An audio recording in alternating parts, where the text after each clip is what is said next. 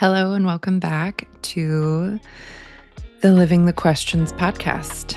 I am your host, Courtney Koester, and I am here today for a conversation about owning our no and really figuring out what boundaries are and how to practice them and implement them. Less of a lesson due to what this podcast is, which is living the questions, and more of a, sitting with what that has looked like, sitting still in the question of what it continues to look like.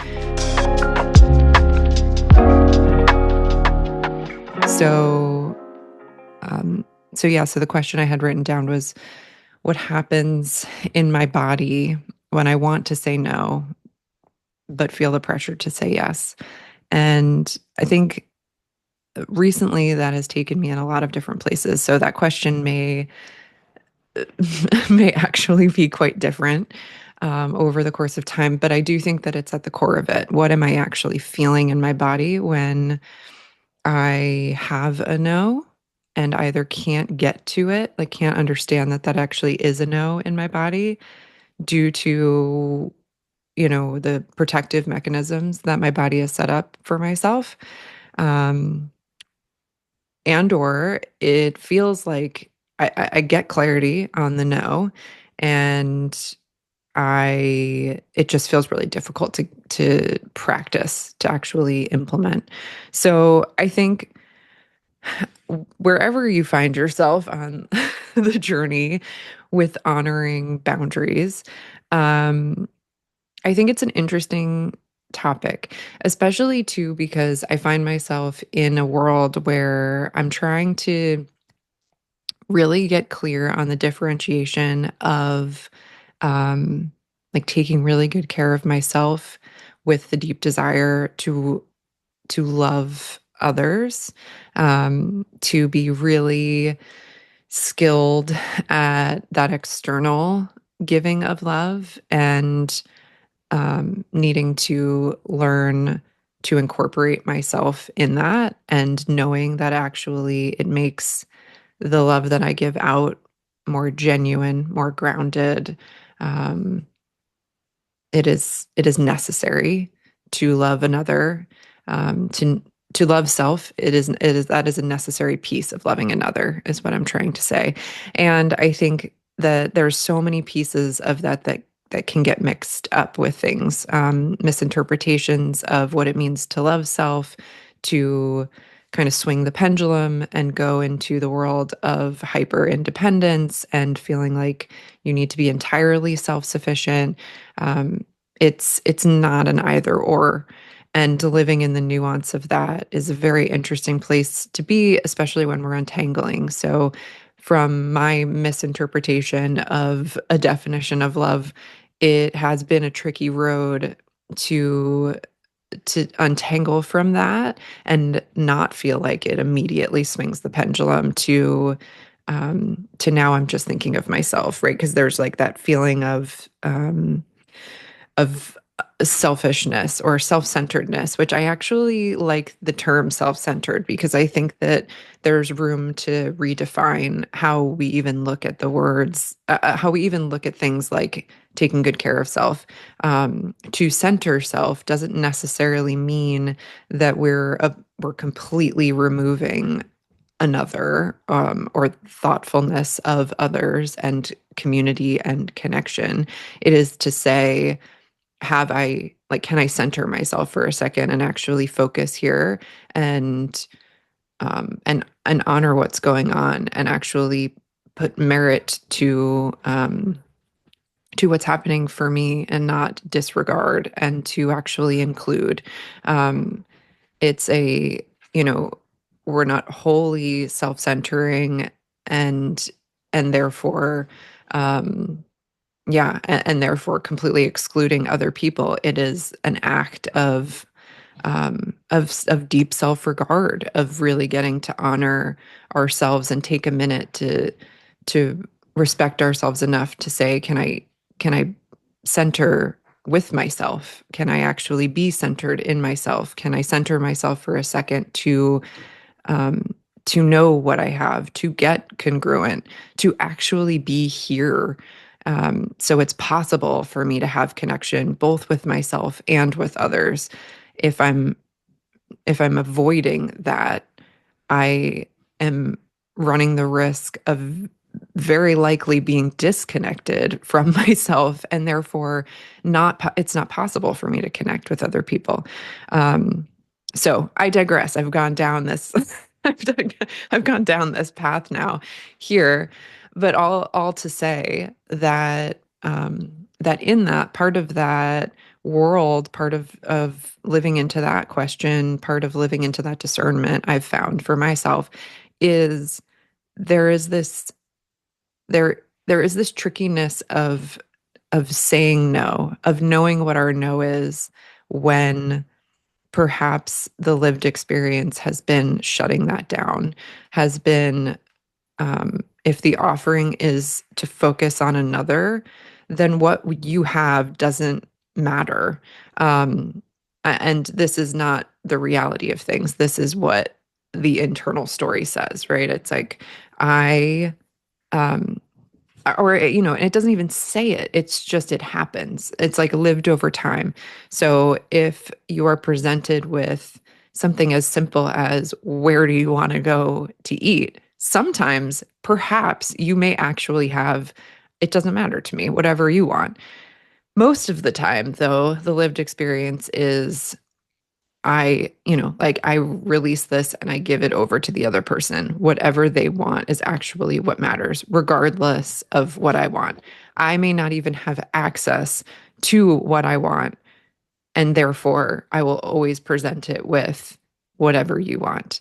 Um, and and then the no may come up, interestingly enough, as like bubbling resentment, as doing something and having the feeling of, like, not really wanting to be there or be doing that, or um, be shut down when you're there, and like, there isn't a connection, right? There's this word disconnection again that comes back. There isn't a connection necessarily internally yet, of knowing that the reason that you're shut down or feeling resentful um, is because you had a no, and and said yes anyway. Um, you may not have that yet. You may not have learned that yet. And so, like, and that is why the disconnection can be so tricky, and it's disempowering. So I think that there's something there about living in that space for a while before realizing that it actually is a no. And recently I had to step into a lot of no's, and I'm recognizing too that it takes me time, that even if you look back, like I found for myself, even if I look back at something, like when I get to my no, right, it takes me time to get there. When I get there, when I look back, it is very easy to say, oh, I could have seen that I had a no all along here. And I don't think that that's actually true for and fair to do for ourselves, to say to ourselves. While perhaps maybe, I just don't think that we're ready to be there until we're there. So then the no isn't actually congruent until it is. So it takes time to actually be congruent in it. You can say, I feel like I felt that. I felt somatically, I felt that no here, or I heard it here, in this moment. And then 3 months later, I I said my no, I think what's interesting is, in that feeling initially, that those are moments where we get to build trust with ourselves. And even if we're not acting on the no, it is because in that moment, what we've communicated is we're learning the alerts of our body, potentially, if we're open to it. And also, our congruence wasn't to actually say it then. Um, that's not what we had. And I would say that what I'm learning too is my body is, is learning what that looks like to have the courage to say the no, to be congruent in that, to actually, um, yeah, to actually feel a little bit safer in my own self to brave a new direction. And so therefore it wasn't a congruent no before because my body did not feel safe to do it. And I didn't have that relationship yet with myself to brave even an inch in a different direction. And so I'm trying to give myself grace in that, in this navigation and nuance. I think there's so much that's going on in the body far beyond the simplicity, quote unquote, of saying no. To me, what I have noticed, and I'm so curious of others' journeys, I've noticed that when I go, when I realize I have a no, it is a whole process. And then beyond that, then it becomes um, a big process in the body. So, as an example, recently I had a no about something, and um, I was navigating what that looked like, and I was trying to figure out, like the no that I couldn't really land on was, um, like I was trying to sort of figure it out internally. It presented itself initially to me as an off feeling of, someone had suggested something to me. I felt honored by the suggestion. And also, I had an immediate alert of misalignment, and not, like there were two separate things. I felt really honored by what someone was saying about me, and in this suggestion, and also there was misalignment, two totally separate things. But those two simple things can really be, um, can muddle things so quickly, where you feel really honored by this thing. And so this misalignment piece that's coming up, and I feel it in my body, that is actually feeling a no in my body as I'm learning. Um, I can push that away so easily sometimes due to what I was talking about before, which is that learned behavior of, if I care about others, it's easy. Like I need to push my stuff aside because that's more caring for loving other people, and that's what matters to me. That's what I'm prioritizing. And no, that's not actually the loving. That's not actually the loving action, I have learned over time. And so in this instance, this beautiful, these beautiful words are being said, this beautiful recommendation is happening, and it can be really easy to take that, love that, feel honored by that, and just forget about these pieces, because this is what matters. What this person is saying matters. The fact that they are offering something to me matters, and I will honor that before I will focus on this. And I felt that. I felt that happening for myself, both of those things happening at one time. And so it muddled things for me a bit without me being really totally conscious of it. It muddled things for a while. And so I went on a little bit of a journey of coming at things from different angles. I started to come from a stance of, maybe I will go in this direction while this underlying not feeling aligned. Maybe I'll go in this direction because I feel like, um, you know, maybe it is a challenge for me to come at this differently. It very much reminds me of a scenario I've been in before, and this was a particular like business instance. This was like a job recommendation, I've been in this scenario before.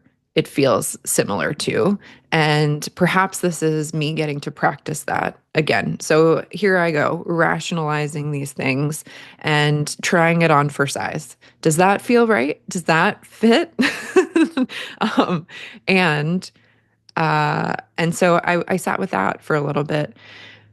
However, I was still finding myself talking to people that I trusted in a way where it was getting clearer to me that I was almost looking for reassurance. Not almost. I was looking for reassurance. It was unconscious in a big way, but I was looking for that reassurance externally to say one thing or another, right? To say, like, actually, that doesn't sound like the right direction for you. Or, yeah, it sounds like you're right. You're being offered to practice this, with the new skills that you have, that you embody, that are different from the last time you were in this scenario. And I've found myself getting to the point where the last time that I spoke to someone trying to kind of get clarity for myself, I ultimately got to a place on my own in that conversation where I realized, oh, I already know the answer.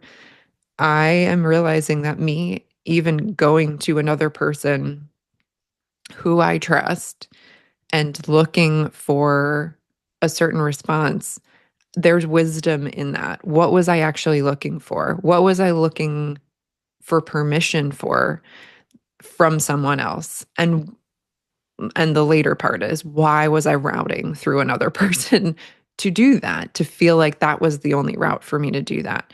And that's a whole other conversation, but a huge part of this. Um, and is a very big learning lesson of reconnection to self. Um, why do I feel like I need to route through another? That question, I'm very excited. We'll dive into that in another episode. But yeah, for this one, I recognized, oh, I already know. I have a no. And I am feeling like if I hear it from another person, it feels valid. I feel justified, and I'm able to step into that. What if, though, I'm just able to step into that? And another person doesn't need to give that to me. And I don't need to be justified. I can just have a no. And it was in that moment, though, that I realized that my congruence actually was to not move forward in this way. That I had a no. That it didn't matter what any of the reasons were. It just was true for me. I just had a no for going in that direction. And that whole process took a bit. It took a while for me to even realize that I had a no in my system. And so that was very interesting to me, how long it took me to recognize that and honor that and hear it for myself, um, and not need it from another, which feels like I am progressing in a direction that I've been working on for quite some time, um, like somewhere between the conscious incompetence and conscious competence, that spectrum of things, um, where I'm starting to be with it in real time. I'm starting to grow the skills in real time and have that match up and not miss it. And yeah, and so that was so fascinating. So that process took a lot of time. But then what I also realized was that wasn't the end of the process, because then when I had a no, I also needed to deliver it. I needed to give that to someone else. And that part felt enormous to me. And I was learning, like, in my body, that's where it felt enormous. It was such a somatic experience. It felt like because I even had someone ask me, oh, what's the worst thing that can happen when you say this no? And when I even tried to say out loud what the worst things were, it didn't help necessarily me feel like, um, you know, like I was over embellishing things internally. I just was recognizing that there was no rationality to it. it sounded pretty illogical if I were to say out loud the things that I was afraid of. And it's because there really wasn't anything to say to that. It wasn't necessarily what would happen. It was what was happening for me internally, that there was a lot that was causing anxiety. I was bracing for impact, and I hadn't even said no yet. I got really clear with it in myself, which felt very spacious somatically and felt very much like, oh yeah, that is the direction for me. And delivering it felt really intimidating. I felt My biggest thing was that I felt like I would need to explain myself. And this actually, as I'm saying it right now, ties right back to the fact that I felt that even in my own self, like I need an explanation for why I'm doing this. A no isn't enough. I need to actually have a reason that feels grounded, that feels justified, that feels like it explains all the things. Um, and you know, that's just not needed. However, that's where like the safety, my body feels safety. It's like if I have that, if I have all of that, I'll feel safe. I'll feel confident to be able to say this, to stand in this. And I think that's where I'm currently at in this question I'm living into is what does it look like to not need those pieces, to not feel like that's necessary, to honor what my body is telling me. Um, and again, not in a disregard of another, to like very much regard another in this circumstance and not at the expense of myself, and not feeling like I need to have all of this stuff in order to honor myself. Um, yeah, that part feels like such an interesting place to live into. It's like, whew, that piece. Wh- what is it that makes it feel like there's so much in the way of me just honoring myself, to myself and to another? And for me, why does that feel so anxiety ridden, um, so immense, so much like I'm bracing for impact? And so there's a lot that I feel like personally I'm stepping into in that conversation. And I know that I'm not alone in that. I know that there are plenty of people in this world who are living that, in multiple, in a million different ways. And I'm so curious, like, what does it look like for us to honor what is true for us and to be able to bring that to the table, to not be afraid to relate with where we actually are. What is that fear there? And to make sure, that we're taking really good care, and we are protecting ourselves when necessary, because there are circumstances where we are not safe. And, that's really tricky in the world that we currently live in, and doesn't necessarily always celebrate our, or regard our authentic self expression. And that breaks my heart. And that's something that I hope we can still navigate these things, these things that so badly want to just be worked out and ironed out, and so that we don't have these blockages in terms of relating to ourselves and each other. Um, we don't need more blockages there. And the work continues still, Um, so I'm curious, what does that look like to continue to live into this question with where we find ourselves, with where we find the way of the world right now? How do we meet these things? How do we meet them with really good care? Um, for ourselves, for each other? Yeah, that's the question. Yeah.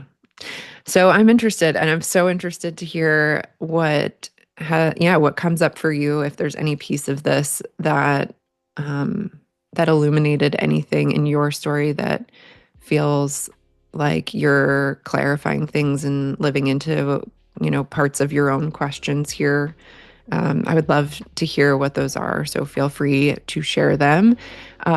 Also, too, one question I'm living into that I'm noticing as I share these solo episodes is what it looks like to share my parts of my story without like overly sharing details. And so, thank you for being with me as I journey in what that looks like.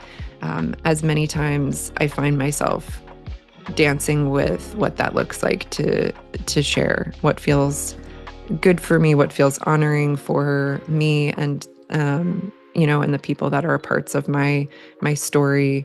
Um, and so I'm noticing that, and I have an awareness of that as I share these things too, that I'm still navigating what that looks like, and hopefully, hopefully there's both honor and offering clarity when I share in this way, that it doesn't bring confusion as I try to navigate those pieces. I think that that's something that I'm really trying to navigate and live into. So we live into questions within questions as we go, and as this podcast goes. It only seems fitting that would be the way that this unfolds and creates itself. So thank you for being here for that.